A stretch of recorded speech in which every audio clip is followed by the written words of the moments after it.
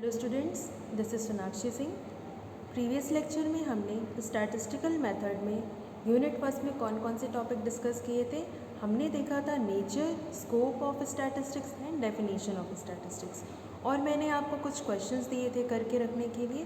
तो चलिए पहले हम उस क्वेश्चंस को डिस्कस कर लेते हैं, उसके बाद हम अपने नेक्स्ट टॉपिक पे कंटिन्यू करेंगे।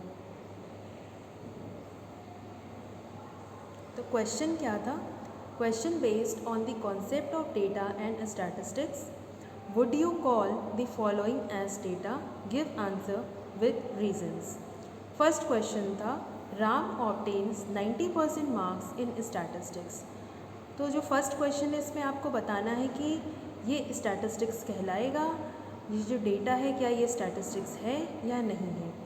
तो मैंने आपको इंट्रोडक्शन में ही बताया था कि जब कोई रॉ डेटा है, सिंगल नंबर है, और उसको जब हम किसी दूसरे नंबर से कंपेयर नहीं कर सकते, एक रॉ डेटा हो गया, एक सिंगल नंबर को हम स्टैटिस्टिक्स कैसे कह सकते हैं जब उसको हम कंपेयर ही नहीं कर सकते, जब उसको हम एनालाइज ही नहीं कर सकते।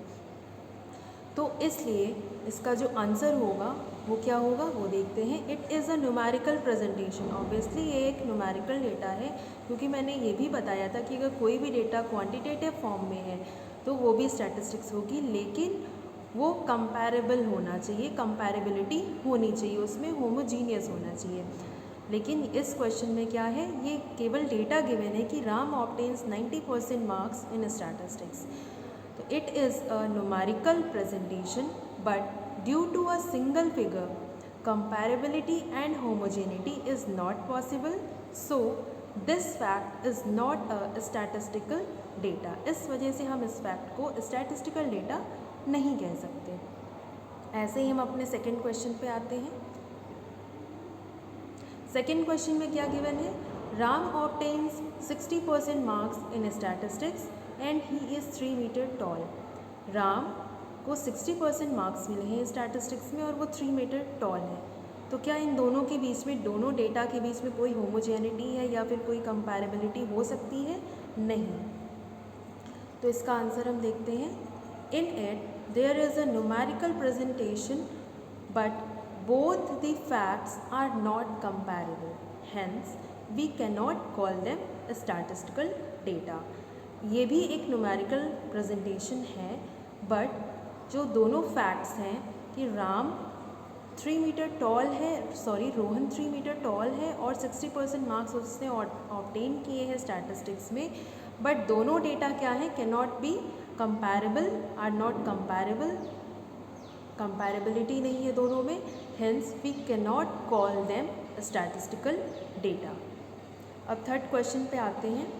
थर्ड क्वेश्चन है, Ram obtains 90% marks in statistics while Sohan got 70% marks and Shyam got 60%।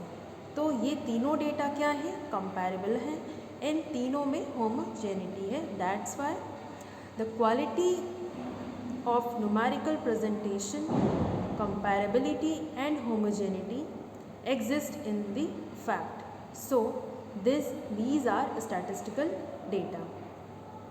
तो ये क्या है, न्यूमेरिकल फॉर्म में है, कंपैरेबल है और होमोजीनियस है। इस वजह से हम इसको क्या बोलेंगे कि दीज आर स्टैटिस्टिकल डेटा।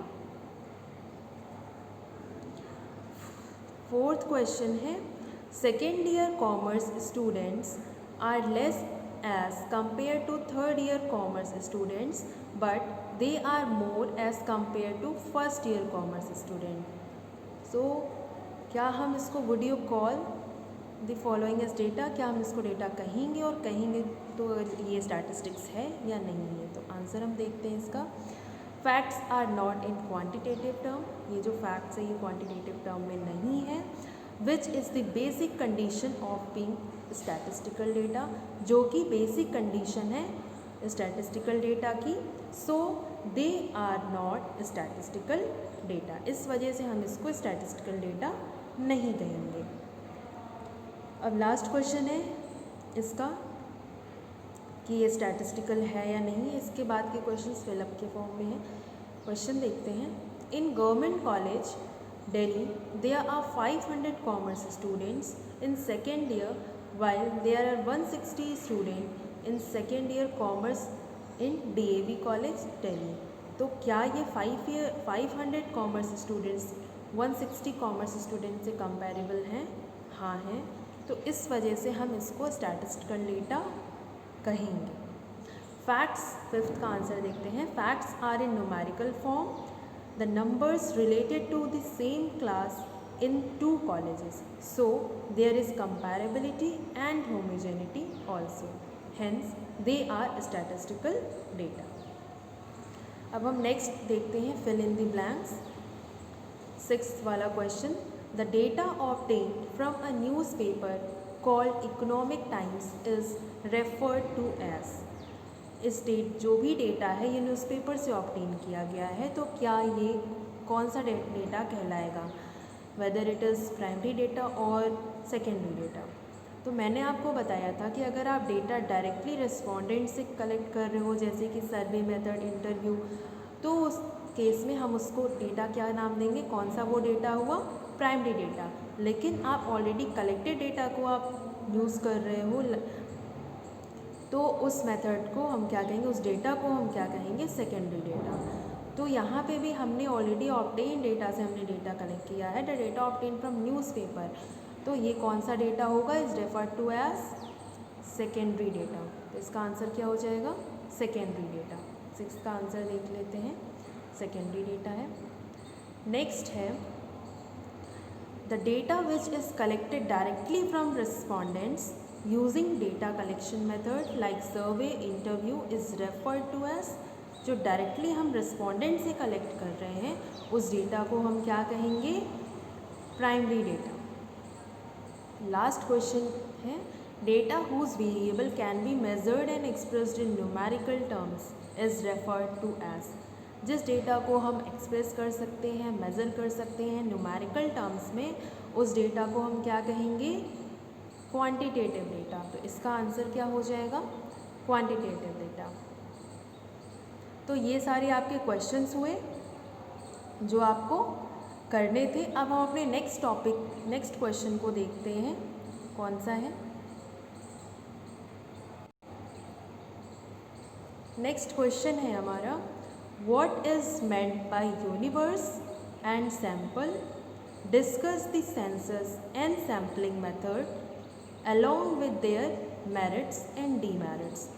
तो फर्स्ट क्वेश्चन में हमने देखा कि स्टैटिस्टिक्स क्या होती है, क्या डेफिनेशन है, क्या नेचर है, स्कोप है स्टैटिस्टिक्स के। अब सेकंड क्वेश्चन में हम डिस्कस करेंगे कि यूनिवर्स क्या होता है, सैंपल क्या होता है, सेंसस क्या होता है, सैम्पलिंग मेथड्स क्या है, ये सब हम डिस्कस करेंगे। तो चलिए हम देखते हैं सैम्पलिंग मेथड्स से पहले हम देखेंगे कि सैंपल क्या है। Meaning of universe. The word universe denotes all that area for all those units of investigation and which information is to be obtained. अब यूनिवर्स का मतलब क्या हुआ, जब हम बहुत ही ब्रॉडर टर्म के बारे में बात कर रहे हैं, मतलब सबसे पहले हमारा यूनिवर्स एक टोटल ओवरऑल यूनिवर्स आएगा, फिर उसके बाद हमारा पॉपुलेशन, देन सैंपल। अब डेफिनेशन हम देखते हैं, डेफिनेशन ऑफ यूनिवर्स, मीनिंग सबको क्लियर हुई। मीनिंग क्या है, the word universe denotes all that area for all those units of investigation. हम सारे उस एरिया के बारे में बात कर रहे हैं जिस यूनिट्स की हमको इन्वेस्टिगेशन करनी है, रिसर्च करनी है, फैक्ट्स एंड फाइंड करने हैं, जो भी फैक्ट्स एंड फिगर्स हैं। अब डेफिनेशन हम देखते हैं, डेफिनेशन क्या है, definition of universe according to M. Hubbard, the universe or population consists of the total collection of items or elements that fall within the scope of statistical investigation। तो universe और population क्या है, total collection of items या elements that fall with in the scope of statistical investigation. अब statistical investigation मैंने आपको बताया था प्रीवियस लेक्चर में कि जब भी हम न्यूमेरिकल डेटा फाइंड आउट करते हैं with the help of statistical methods, तो वो हमारा क्या कहलाता है, statistical investigation.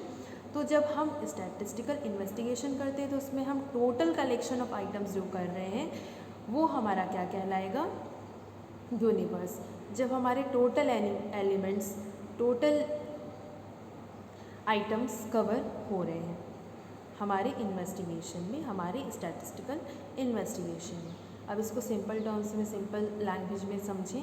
In simple language, universe names all units related to an investigation, for example, aggregate of all agricultural workers in the state for the study of economic condition of all agricultural worker in UP, or total number of students of all degree colleges of the state for the study of mental ability of the students in degree college of MP।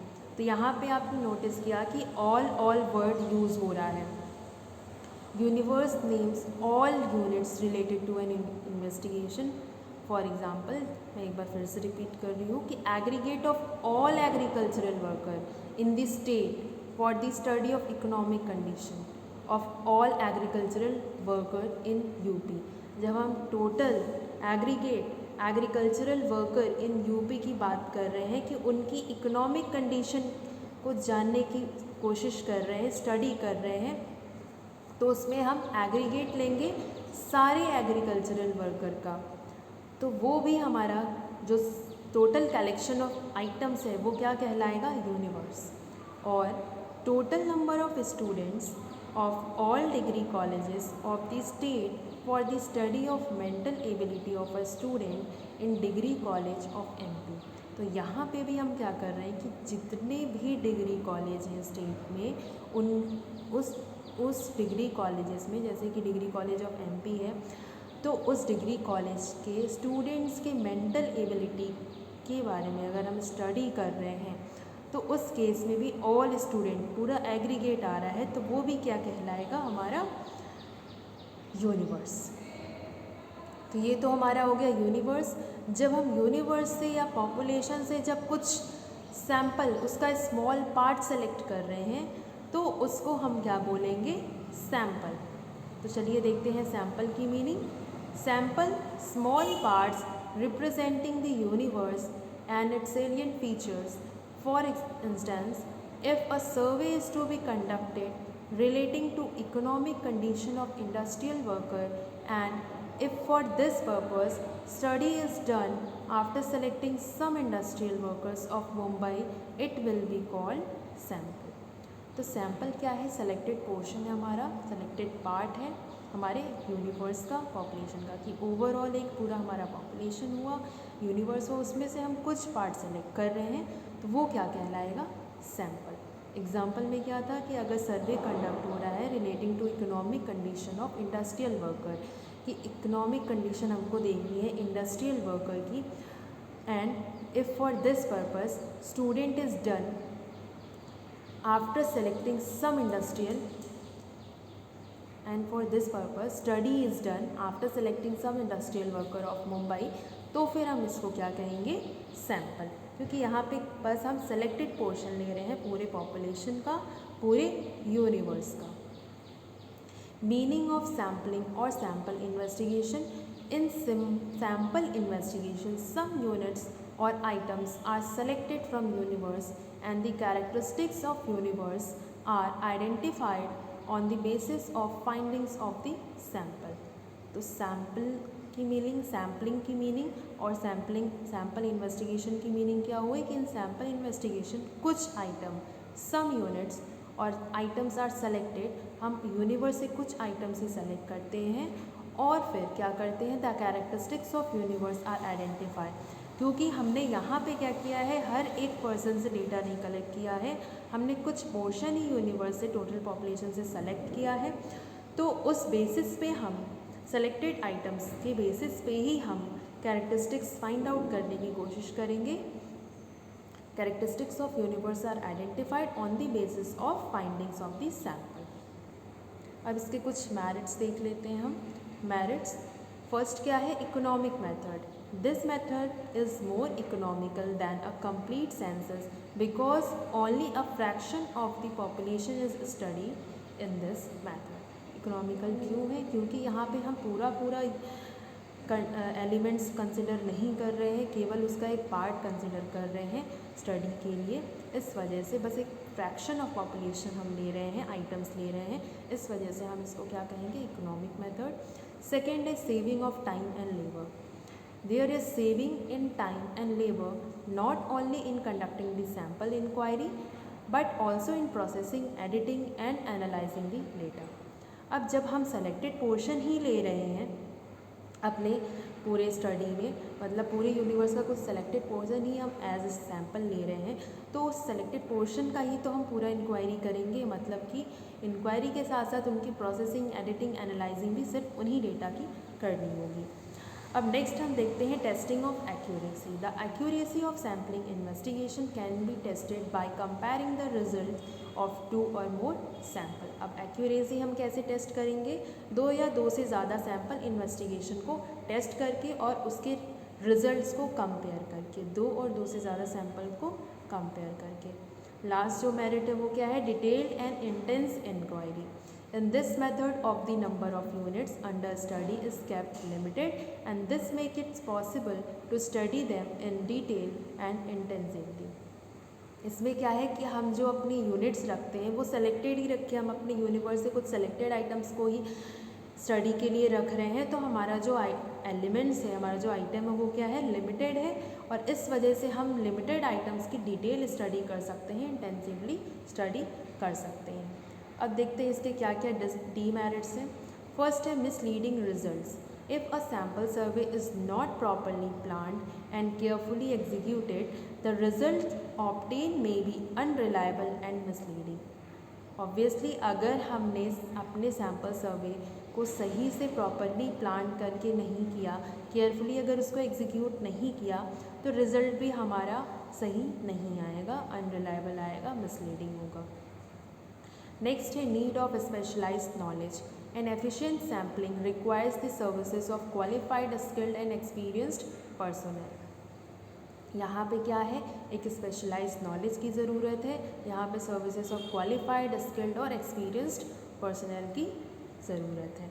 किस लिए, for an efficient sampling. Next demerit क्या है, heterogeneous unit. If the units of population are too heterogeneous, the sampling technique cannot give fair results. अगर हमारे जो units of population अगर वो heterogeneous है, बहुत ही अलग अलग है, तो भी हमको सैम्पलिंग टेक्निक फेयर रिजल्ट नहीं दे सकती। नेक्स्ट है impossibility of sampling. Sometimes the universe may be so small that is may be impossible to draw a representative sample from it। अगर हमारा यूनिवर्स उस जो हमारा सैम्पल जिससे निकालना है वही बहुत छोटा है, तो फिर हम उसमें सैम्पलिंग कैसे करेंगे, तो भी इम्पॉसिबल होगा हमें उसमें से रिप्रेजेंटेटिव निकालना। फिर हम देखते हैं कि सूटेबिलिटी, की कब हमको सेंसस मेथड सूटेबल है या फिर हमको किस केस में सैम्पलिंग मेथड सूटेबल है। Suitability of sample investigation, or when and where sampling method should be used. Under the following condition, the sampling method is considered more suitable than a census method। कौन से case में sampling method ज़्यादा suitable है then census method. तो first है infinite universe. If the universe is infinite, अगर universe infinite है, that is which cannot be counted completely or which may be continue indefinitely, then sampling method is more suitable। For example, analysis of stars in sky or average weight of newly born babies। If all stars in sky are included in the study, their counting will not possible। Similarly, the sequence of newly born babies has to continue indefinitely, hence sampling method is more practical for finding out their average weight। तो यहाँ पे क्या है कि अगर universe infinite है जिसको हम काउंट नहीं कर सकते, तो उस केस में हमको कौन सा मेथड चूज़ करना सूटेबल होगा, sampling method, not census method. जैसे कि हमने एग्जांपल लिया स्टार्स, अगर हमको एनालिसिस ऑफ स्टार करना है या फिर average weight of newly born babies निकालना है उस केस में। सेकेंड है wide scope. If the area of investigation is very wide and there is no need of high level of accuracy, then also sampling method is considered suitable।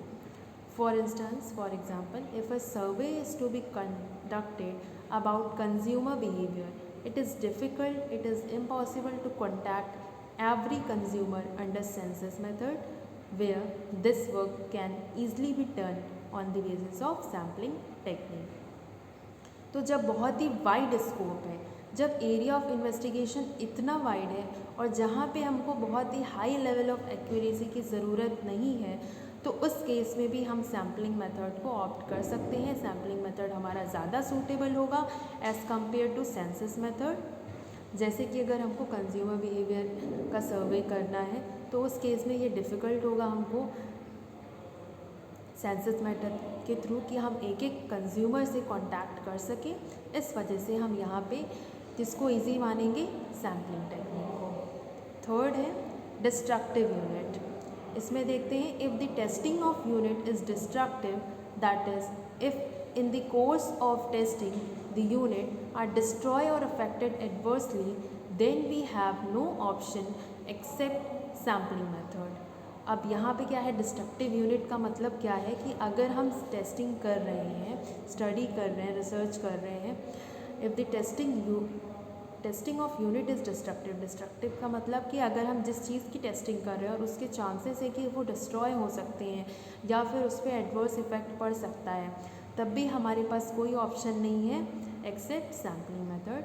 For example, for instance, in a factory of crackers is tested or for the average life of electric bulb. If every bulb is tested, then the universe will be destroyed in the process of testing. अगर हम electric bulb को for example हम उसके लिए check कर रहे हैं कि एवरेज लाइफ क्या है इलेक्ट्रिक बल्ब की, अगर हम एक बल्ब को ही चेक करने लगे तब तो ज़्यादा से ज़्यादा बल्ब चेक करने में ही डिस्ट्रॉय हो सकते हैं. इस वजह से हम वहाँ पे सैम्पलिंग मेथड को ऑप्ट करेंगे, ना कि सेंसस मेथड को.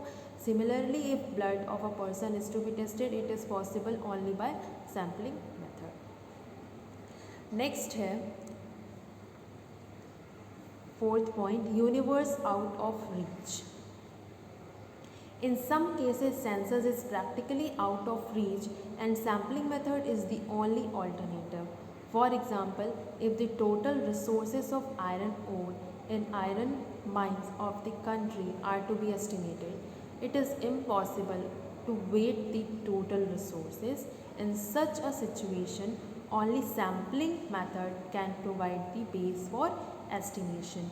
अब जब जो यूनिवर्स है जिसको हमको कंसिडर करना है, जिस आइटम को हमको कलेक्ट करना है, तो जो एलिमेंट को हमको कलेक्ट करना है वो प्रैक्टिकली आउट ऑफ रीच है, तो उस केस में भी हमारे पास कौन सा ऑप्शन है, सैम्पलिंग मेथड. जैसे कि यहाँ पे आयरन ओर का एग्जांपल था कि हम टोटल रिसोर्स को इम्पॉसिबल है कि हम वेट कर लें, ठीक है, मेज़र कर लें.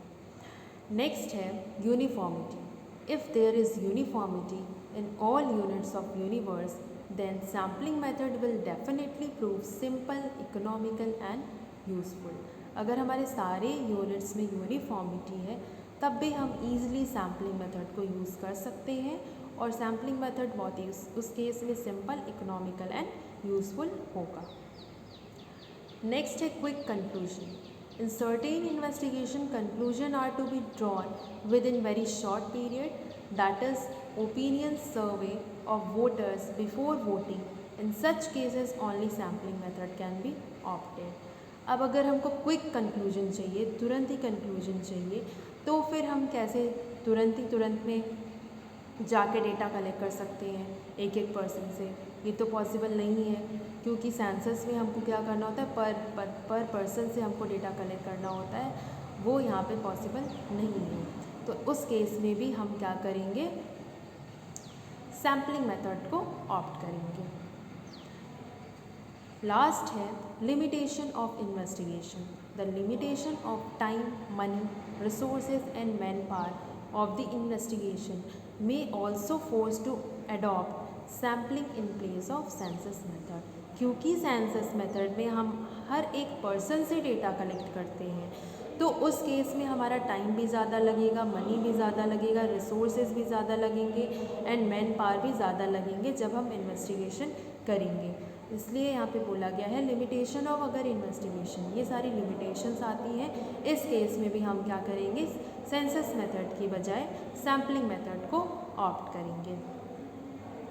तो ये हमारा हो गया, क्या क्या हमने देखा अभी तक कि यूनिवर्स क्या है, डेफिनेशन क्या है यूनिवर्स की, सैम्पल क्या है, मेरिट्स क्या है सैम्पल के, डीमेरिट्स क्या है सैम्पलिंग के, और सूटेबिलिटी देखा हमने सैम्पलिंग मेथड का कब सूटेबल है as compare to census method.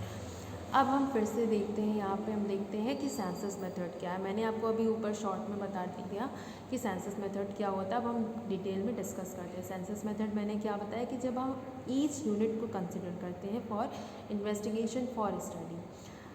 तो देखते हैं यहाँ पे census investigation meaning in a census investigation conclusions are drawn after studying each unit of the group or universe population. Hence, this method is also called as complete count. Census investigation में क्या हो रहा है कि जो भी हम conclusion draw कर रहे हैं, एक स्टडी को, हर एक यूनिट को, ईच यूनिट को स्टडी करके अपने टोटल यूनिवर्स से, टोटल पॉपुलेशन से, टोटल ग्रुप से, तो उस इन्वेस्टिगेशन को हम क्या कहेंगे, उस मेथड को हम क्या कहेंगे, सेंसस इन्वेस्टिगेशन। जब हम ईच यूनिट को कंसिडर कर रहे हैं, हर एक यूनिट का एनालिसिस कर रहे हैं, डेटा कलेक्ट कर रहे हैं हर एक यूनिट से। Hence this method is also called as complete count. इसको हम कंप्लीट काउंट भी बोलते हैं। तो अगर क्वेश्चन में आपको सेंसस इन्वेस्टिगेशन की जगह कंप्लीट काउंट मेथड भी अगर लिख के आता है तो आप समझ जाएंगे कि वो क्या है, सेंसस इन्वेस्टिगेशन ही है। For example, if for studying average height and weight of students in a college data are collected in respect of all students of the college, it will be census investigation. तो example क्या है कि अगर हमको average height और wait देखना है एक कॉलेज में, ठीक है, जो स्टूडेंट्स की, तो हम क्या करेंगे, हर एक स्टूडेंट के हाइट और वेट को क्या करेंगे, मेज़र करेंगे, उसके अकॉर्डिंग फिर हम उसका एवरेज निकालेंगे। तो जब हम एक एक यूनिट, एक एक स्टूडेंट से डेटा कलेक्ट कर रहे हैं, उसके हाइट, उसके वेट को मेज़र कर रहे हैं, तो वो मेथड हमारा क्या कहलाएगा, वो इन्वेस्टिगेशन क्या कहलाएगा, सेंसस इन्वेस्टिगेशन। अब इसके हम मेरिट्स और डीमेरिट्स डिस्कस करते हैं। इसके मेरिट्स क्या है, पहला है एक्यूरेसी एंड रिलायबिलिटी, एक्यूरेसी और रिलायबिलिटी। सेकेंड है डिटेल्ड इंफॉर्मेशन। थर्ड है डाइवर्सिटी इन यूनिवर्स। अब देखते हैं एक्यूरेसी कैसे है। जब हम ऑब्वियसली हर एक यूनिट का इन्वेस्टिगेशन कर रहे हैं, स्टडी कर रहे हैं, हर एक यूनिट से, हर एक पर्सन से जब हम डेटा कलेक्ट कर रहे हैं, तो जो डेटा कलेक्टेड होगा वो क्या होगा, ज़्यादा एक्यूरेट होगा और रिलायबल होगा। The data collected through census investigation are more accurate and reliable because each unit of the universe is study and observe individually. यहाँ पे क्या हो रहा है, हर एक यूनिवर्स का स्टडी किया जा रहा है इंडिविजुअली, ऑब्जर्व किया जा रहा है इंडिविजुअली, इसलिए जो डेटा कलेक्ट हम करेंगे वो ज़्यादा एक्यूरेट और रिलायबल होगा। सेकेंड है detailed information. In this method detailed information can be obtained about the universe. यहाँ पे जब हम ऑब्वियसली जब एक एक पर्सन से ईच यूनिट का इन्वेस्टिगेशन कर रहे हैं, स्टडी कर रहे हैं, तो जो इन्फॉर्मेशन हम ऑब्टेन करेंगे वो क्या होगा, डिटेल्ड होगा। In this method detailed information can be obtained about the universe. For example, in a population census not only counting of person is made, but detailed data are also collected in respect of age, marital status, birth and death rate, etc. तो यहाँ पे सिर्फ हम उस person को count नहीं कर रहे हैं, उसके साथ साथ उसकी एज को, उसकी डेथ रेट, वहाँ की death rate, marital status, death birth rate etcetera, ये सब भी हम कलेक्ट कर रहे हैं, इन सब के भी डेटा हम कलेक्ट कर रहे हैं। तो इसलिए ये क्या है, डिटेल्ड इन्फॉर्मेशन है। नेक्स्ट है diversity in nature. If the area of investigation is limited and there is diversity in different unit of the universe, the census investigation is only the suitable method. अगर diversity है universe में, अगर area of investigation अगर हमारा क्या है, limited है, जब हम उसको ईजिली एक एक पर्सन से हम डेटा कलेक्ट कर सकते हैं, तो फिर उस केस में भी हमारा सेंसस इन्वेस्टिगेशन क्या होगा, सूटेबल होगा। अब इसके कुछ लिमिटेशंस हैं, वो क्या क्या हैं। फर्स्ट है कॉस्टली मेथड, सेकेंड है मोर टाइम फॉर कंप्लीशन, और थर्ड है not possible in some circumstances.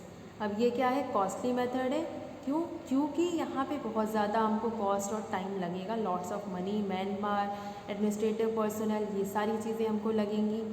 तो इसलिए इस मेथड को हम कहाँ ऑप्ट कर सकते हैं, कहाँ ज़्यादा सूटेबल होगा, government adopted at government for institutional level only. Second है more time for completion. It requires more time in processing and analysis of the data, and one has to wait for long to get the result of the inquiry. यहाँ पे बहुत ज़्यादा time लगेगा processing में, analysis में, तो इसलिए मोर time for completion है, ज़्यादा टाइम लगता है और हम रिजल्ट तक पहुँचने में भी ज़्यादा टाइम लगता है। Last is not possible in some circumstances. If the universe is infinite or the nature of unit is such that they are liable to lose their existence in the process of investigation, then census method cannot be used. For example, if the average life of electric bulb is to be estimated and if all bulbs are tested, then testing will destroy the bulbs themselves. जब हम उस bulb को ही destroy कर दें, जब उसका purpose ही हमारा ख़त्म हो जा रहा है, तो फिर मतलब क्या है, तो यहाँ पे हम सेंसस की जगह सैम्पलिंग मेथड ऑप्ट करेंगे। जब हमको इलेक्ट्रिक बल्ब टेस्ट करना और हम एक बल्ब को ही टेस्ट करने स्टार्ट कर दें उसकी एवरेज लाइफ पता करने के लिए, तो फिर उससे क्या होगा, वो बल्ब भी डिस्ट्रॉय हो सकता है टेस्टिंग में। अब सूटेबिलिटी है कुछ कि सेंसस मेथड कब कब सूटेबल होगा, तो जब एरिया ऑफ इन्वेस्टिगेशन लिमिटेड होगा। Census investigation is suitable and the following conditions क्या क्या है। पहला, where the area of investigation is limited. Second, when there is diversity of characteristics in different unit of universe and sampling is not possible. जब diversity है अलग अलग characteristics में, अलग यूनिट्स में, और जब सैम्पलिंग नहीं पॉसिबल है, तब सेंसस इन्वेस्टिगेशन हम करेंगे, सेंसस इन्वेस्टिगेशन सूटेबल होगा। Where high level of accuracy is required, जहाँ पे हमें हाई लेवल ऑफ एक्यूरेसी की ज़रूरत है, उस केस में भी सेंसस इन्वेस्टिगेशन सूटेबल होगा। Where detailed information about each unit of universe is to be obtain, जब हमको हर एक यूनिवर्स से, हर एक यूनिट से, हर एक यूनिट ऑफ यूनिवर्स से, हर एक एलिमेंट से डिटेल्ड इन्फॉर्मेशन अगर निकालनी है, तो इस केस में भी सेंसस इन्वेस्टिगेशन सूटेबल होगा। In case of manufacturing process in industry, census method और सेंट परसेंट चेकिंग मेथड, इसको हम 100% चेकिंग मेथड 100% चेकिंग मेथड भी कहते हैं, is suitable in those cases where a defect in the product may cause loss of life or damage to a machine itself. अब अगर किसी method से, अगर हमको जैसे कि सेंसस मेथड से अगर हम एक एक प्रोडक्ट को चेक कर रहे हैं और अगर नहीं किया, तो उससे क्या हो सकता है, loss of life or damage to machine हो सकता है, तो उस केस में हमको सेंसस मेथड ही ऑप्ट करना ही करना है। For example scooter, pressure cooker, TV, computer etcetera. अब कुछ डिफरेंसेस हैं जो हम नेक्स्ट लेक्चर में कवर करेंगे। तो आज का लेक्चर हमारा इतना ही है। मैं नेक्स्ट लेक्चर में फिर से एक बार आपको ये सारा टॉपिक जितना भी हमने आज पढ़ा है वो सब डिस्कस करूँगी, देन फिर मैं इस पे आपको कुछ क्वेश्चंस दूँगी।